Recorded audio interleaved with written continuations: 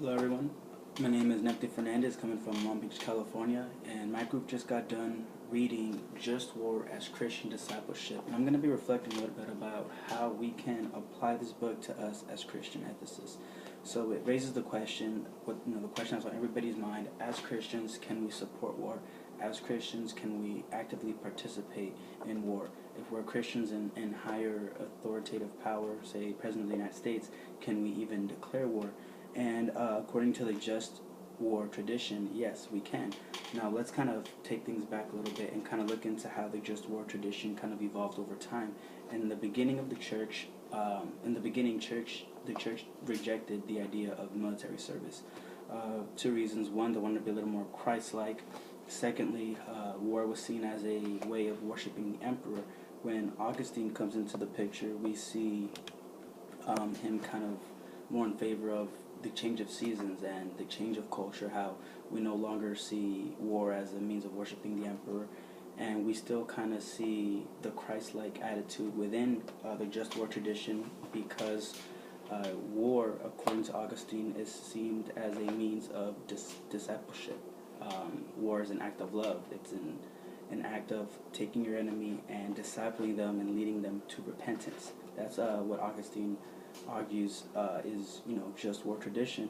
So we see years later, as Gratian comes into the picture, the question arises: is war a sin? And the answer is no. So with regards to war, Gratian offers three causes. It's to repel an aggressor, to recover what was unjustly taken, and avenge prior injuries. Like Augustine, he sees punishment as a matter of harsh kindness that would encourage repentance and reform to the life of our enemies. And he also viewed the defense of the faith as means for just war. So as history goes on, we're introduced to two more theologians who kind of strayed away slightly from Augustine's tradition of just war and kind of incorporates a new line of thoughts. We're introduced to Thomas Aquinas, and he was influenced not just by Augustine's fundamental concept of the just war criterion, but also Aristotle's philosophy. His work is extremely important because it became the cornerstone of the church's reflection on the just war for the 13th century and the 500 years that follows. So he presents just war as a matter of undoing damage, as not just undoing damage that sinners cause against themselves, but he also considers the common good. Another significant impact that Thomas Aquinas introduced to the church was the principle of double effect, meaning whereas Augustine did not support killing, he did not, unless it was absolutely necessary.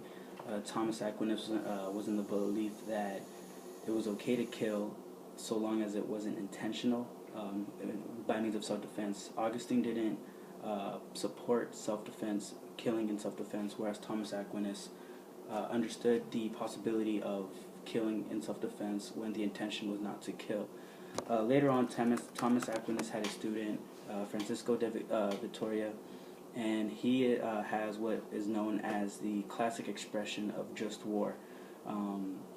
He introduces the ideas of what it is to do justice, both in going to war and waging war.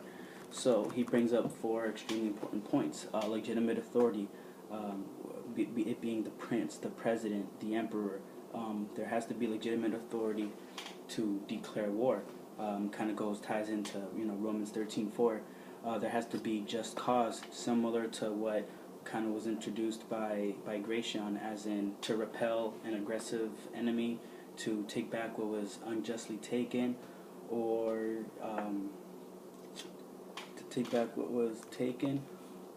to avenge prior injuries. Third, and what was really unique that De Vittoria introduced, was proportionality. We have to make sure that the cost of the war doesn't outweigh the benefits. You have to weigh in the cost of the bad versus the overall common good.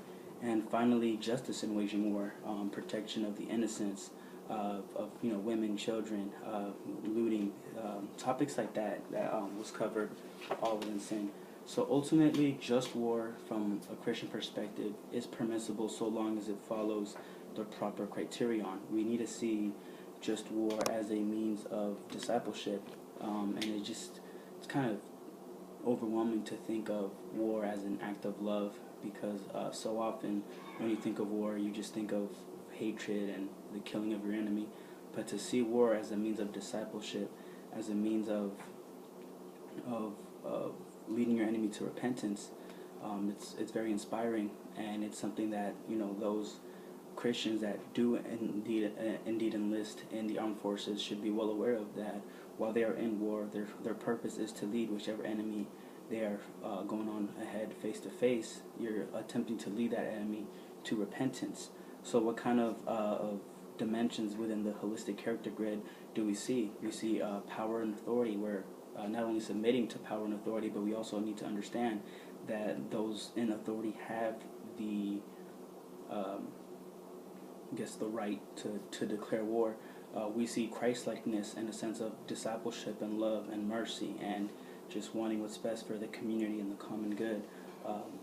Again, community loyalties, rules and practices.